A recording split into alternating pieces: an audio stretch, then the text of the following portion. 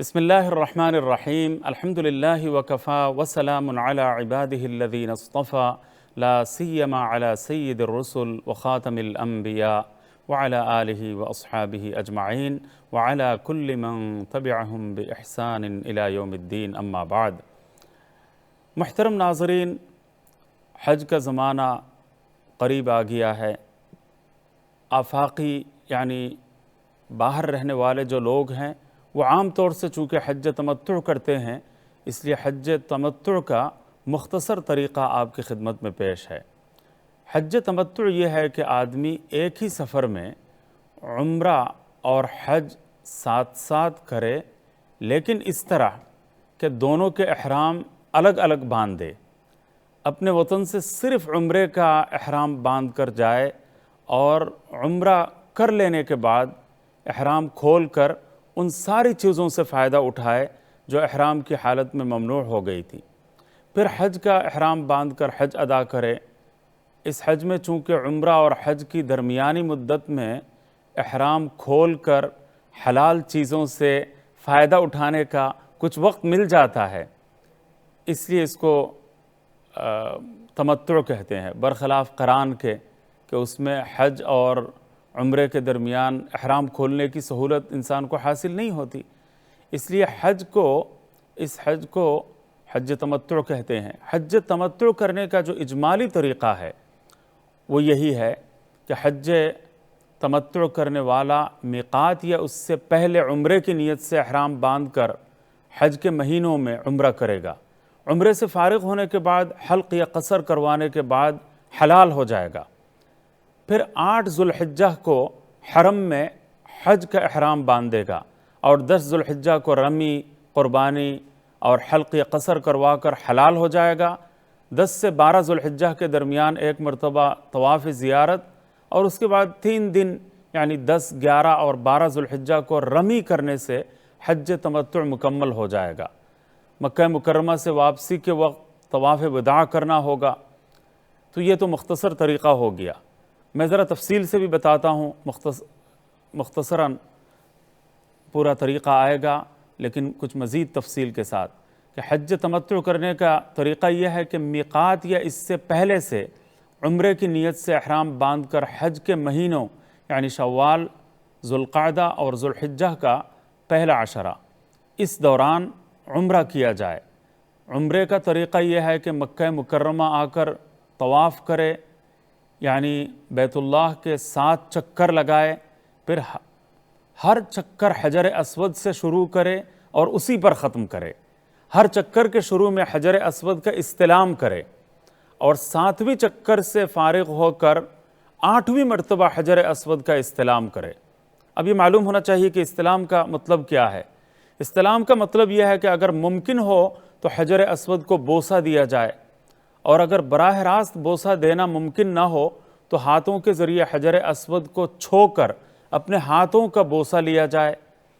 اگر یہ بھی ممکن نہ ہو یا حالت احرام میں حجر اسود پر چونکہ خوشبو لگی ہوئی ہوتی ہے اور چھونے کی صورت میں خوشبو لگ جانے کا اندیشہ ہے، تو دور سے حجر اسود کی طرف ہاتھوں سے اشارہ کر کے پھر ہاتھوں کا بوسہ لیا جائے۔ بوسہ لینا کوئی ضروری نہیں ہے، تو جس طرح یوں ہاتھ رکھ کر سر جھکائے اور پھر بوسہ لینے کا جو انداز ہے اس کو اختیار کیا جائے، بسم اللہ اللہ اکبر وللہ الحمد یہ پڑھ کر۔ تو طواف اس طرح 7 چکر مکمل کر کے حجر اسود کی سیدھ میں آ کر استلام کیا جاتا ہے۔ تو طواف کے بعد 2 رکعت نماز پڑھنا واجب ہے، لہٰذا اگر مکروہ وقت نہ ہو تو اسی وقت پڑھے، ورنہ مکروہ وقت ختم ہونے کے بعد پڑھے۔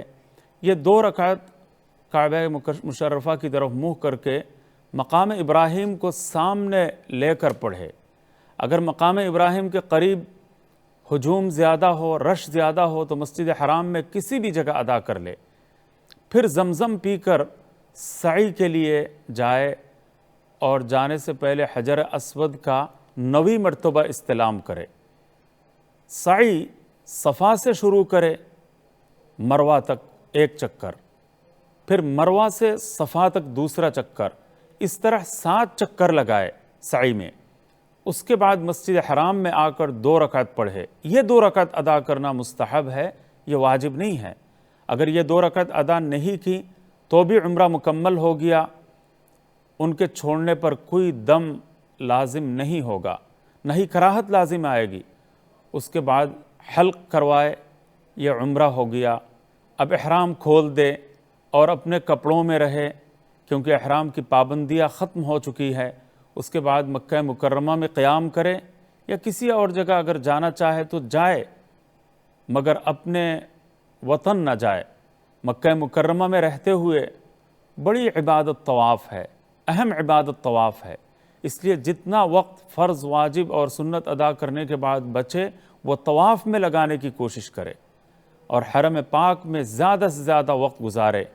اگر اس دوران کوئی مزید عمرے کرنا چاہے تو کر سکتا ہے۔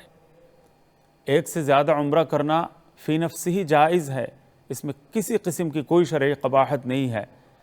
پھر جب حج کا وقت آ جائے، یعنی 8 ذو الحجہ آ جائے، تو غسل کر کے 8 ذو الحجہ کی صبح کو حج کا احرام باندھ لے اور طواف کر کے سعی کر لے۔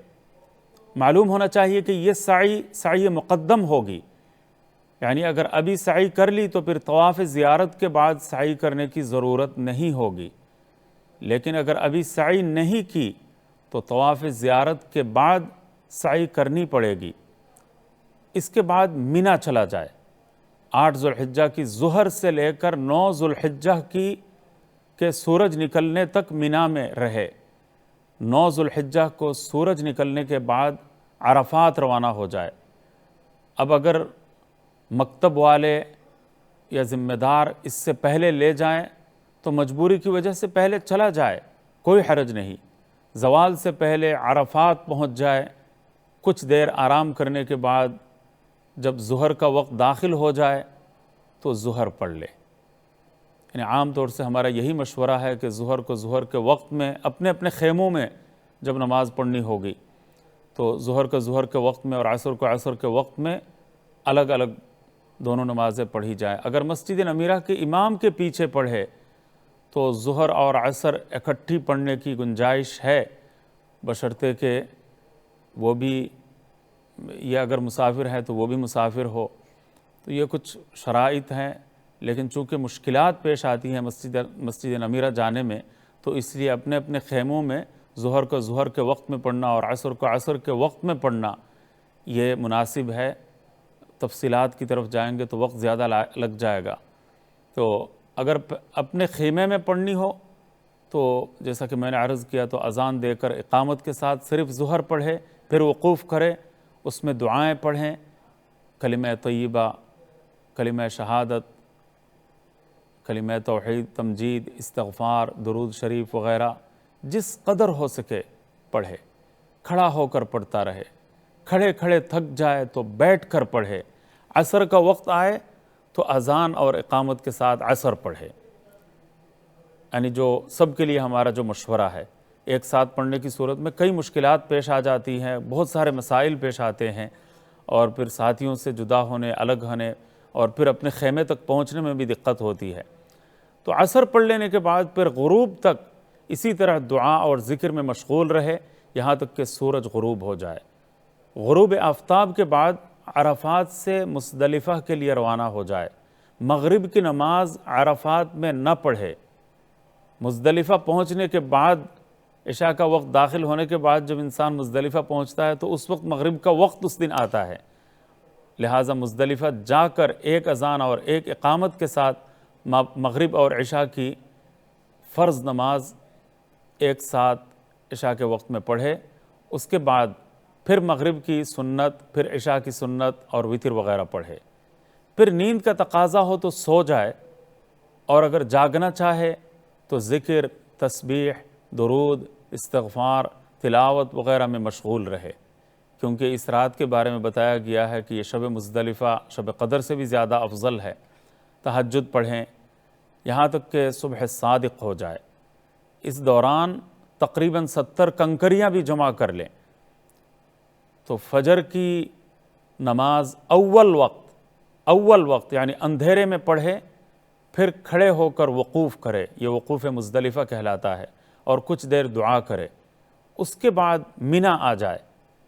مینا میں اس دن یعنی 10 ذو الحجہ کو صرف جمرہ عقبہ، آپ کے سمجھنے کے لیے بتا رہا ہوں کہ یعنی سب سے آخر والے بڑے شیطان کو 7 کنکریاں مارے، اس کے بعد مینا ہی میں یا حدود حرم کے اندر کہیں بھی قربانی کرے، پھر سر منڈائے۔ سر منڈانے کے بعد احرام کی ساری پابندیاں ختم ہو جائیں گی سوائے بیوی کے ساتھ ازدواجی تعلق قائم کرنے کے۔ بیوی طواف زیارت کے بعد حلال ہوگی، اب احرام کھول کر سلے ہوئے کپڑے پہن کر مکہ مکرمہ آ جائے اور طواف زیارت کرے۔ یہ طواف فرض ہے۔